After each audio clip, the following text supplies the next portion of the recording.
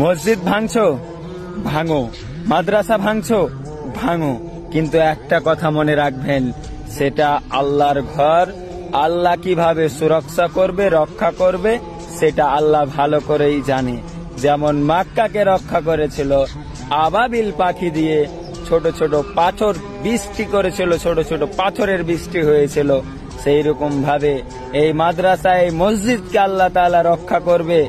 আমরা কিছু করতে পারি না, কারণ আমাদের কাছে পাওয়ার নেই, কিন্তু আমরা একটা জিনিস করতে পারি, দোয়া করতে পারি। আর সেই দোয়া আল্লাহ তাআলা কবুল করবে, আর এমন করে করবে, কাউকে ছাড়বে না। মনে রাখবেন, আল্লাহ ছাড় দেয় কিন্তু কাউকে ছেড়ে দেয় না।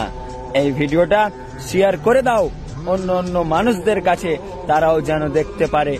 আর এর বিফল আল্লাহ তাআলা খুব তাড়াতাড়ি দিবে, খুব শীঘ্রই দান করবে। মনে রাখবেন, ধ্বংস হয়ে যেতে হবে তোমাকে আর আমাকে, আল্লাহ কিন্তু কাউকেই ছাড়বে না।